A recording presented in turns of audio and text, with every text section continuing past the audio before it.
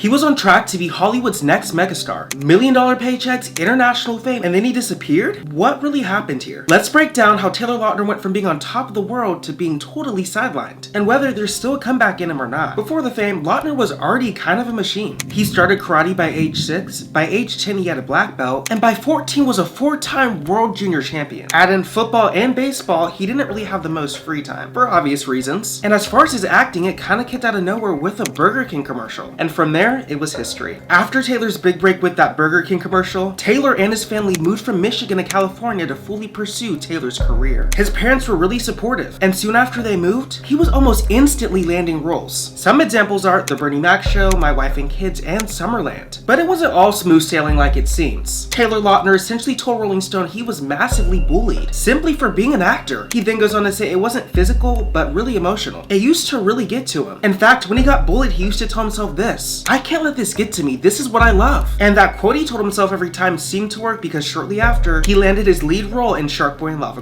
Most critics hated it. Looking back at it, we can see why, all the bad CGI, but it was pretty good for their time, you know? But even with all the hate it got, he was nominated for the Best Young Artist Award for his performance in Sharboy and Lava. So even though the movie was essentially a flop, it made people remember his name. And that would matter because what comes next is massive. In 2008, Lautner was cast as Jacob Black in Twilight, which, mind you, he didn't even want to audition for in the first place. His agent literally made him, which ended up being a really good thing for him, because once the film dropped, it flipped overnight. But even with all the success the first movie had, the studio wanted to replace him. You might ask why. In New Moon, Jacob transformed physically into a much bigger, stronger version of himself. The director simply thought Lautner wasn't big enough. So Taylor, he trained, and it worked. He gained about 30 pounds of muscle, and he showed up ripped. So he was able to keep his role. And that one thing right there is what would start the global stardom of Team Edward or Team Jacob. Lautner was a household name with Breaking Dawn 1 and 2. He even reportedly earned about $41 million, including all of the film's gross income. Needless to say, he made bank. At the time, he simply had it all. He was every girl's teenage dream back then. He was on every red carpet, every magazine cover, but quietly behind the scenes, the cracks had already started. After Twilight, Lautner had a lot of options, but the ones he chose were not great. For example, Abduction, an action thriller that should have played to his strengths. The martial arts, the intensity, but that's not what happened. Critics shredded it with a whooping 5% on Rotten Tomatoes. But even with his first role out of Twilight flopping, Lautner had no issue asking for $7.5 million